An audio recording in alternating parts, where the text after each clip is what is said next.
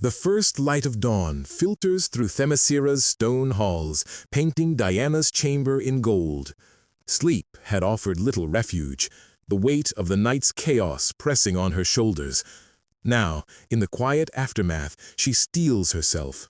Papers and scrolls scatter her desk, remnants of restless study, but her focus is elsewhere. On the bindings she tightens around her arms and legs. With each knot, Diana sheds the uncertainty of the night before, preparing to face a day shadowed by the attack, the wounded stranger, and the growing fear that the island itself is unraveling. Cloaked in secrecy, Diana slips into the stables where a familiar ally waits. "Hello, Jumpa. I am in need of your stealth, old friend." Meanwhile, along Themyscira's walls, tension brews among the guards. There goes another one. Did we finish securing potential breach points in our walls? Yes, but the attackers grow desperate to enter the city. What should happen if a giant or dragon started an assault?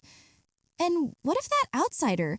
Does he still elude Antiope's search?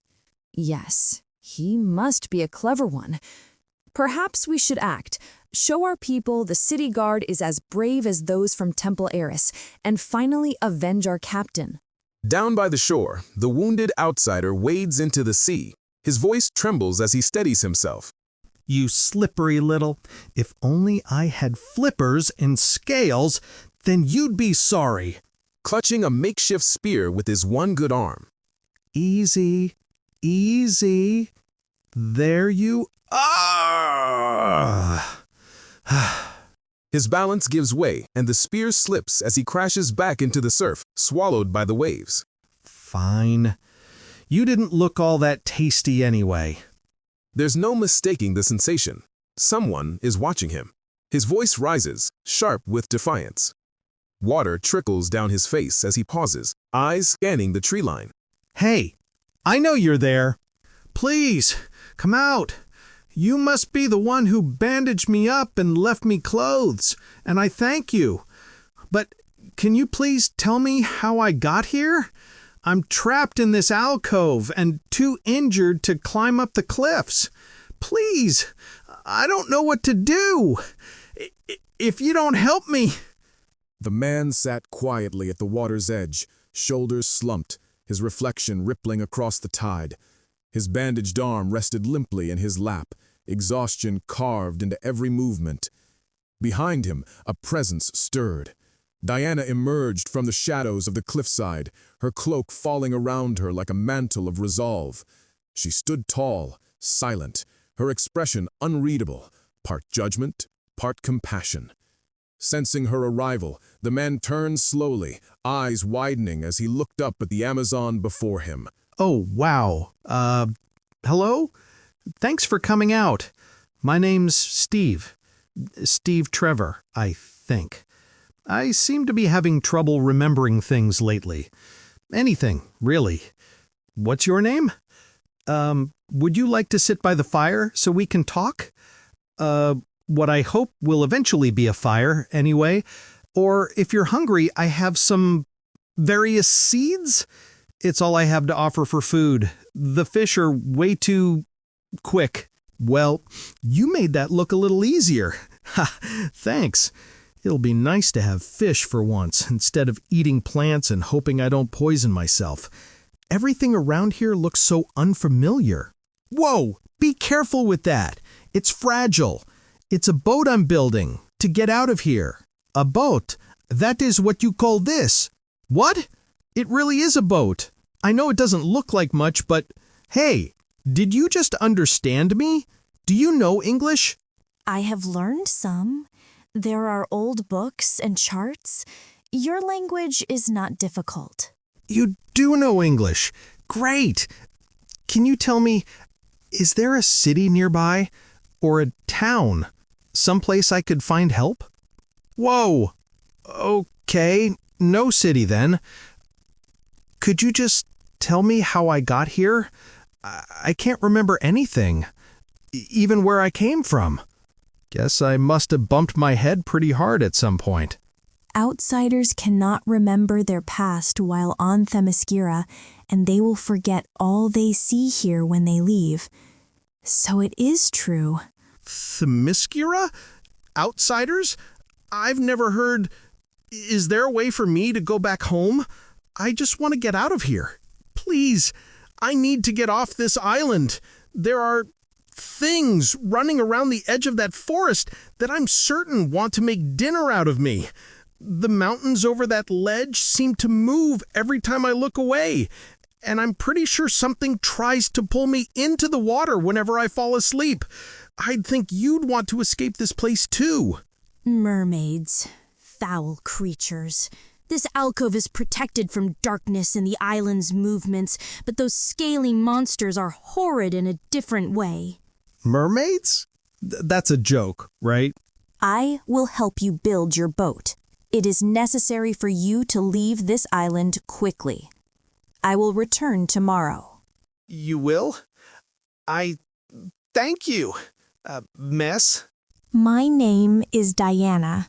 Spread those red leaves around your sleeping area to keep the mermaids away. And so Diana did return.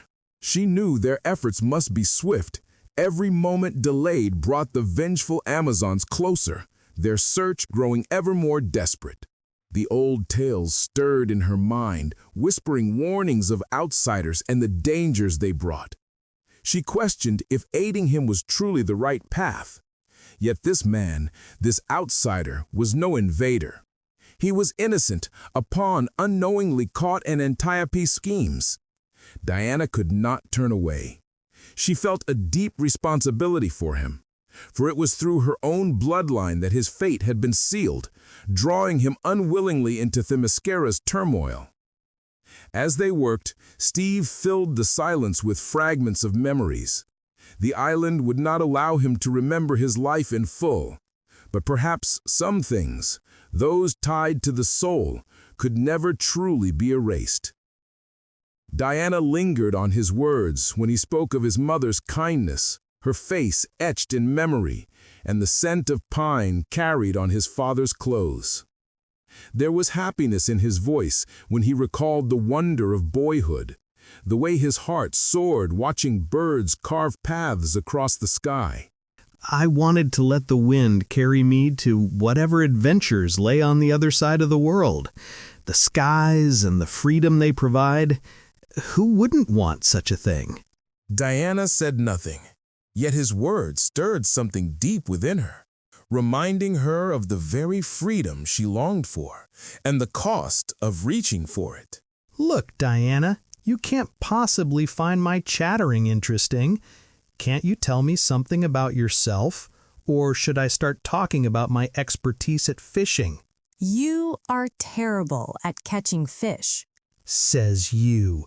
What you saw was only part 2 of my plan. Step 1, get a stick. Step 2, fall in the water. Step 3 was when perfectly cooked fish fall into my lap. But someone interrupted. I know.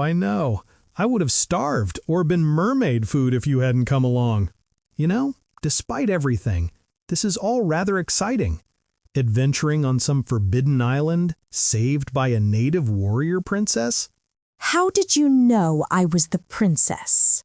Whoa, I didn't know. I was just talking, rambling on like I do.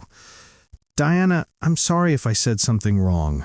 It is I who must apologize. I am protective of my home. That's okay. I'd be protective of my home too. Wherever it is anyway. I hate not being able to remember. You seem to remember plenty. You have filled days with your chatter. Ha! See?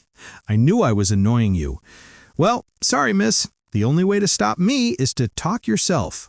I have nothing to share with an outsider. Why? We're friends, aren't we? Cease your attempts to soften me with witless banter. Do you think I would so easily forget that outsiders, that man is untrustworthy and dangerous?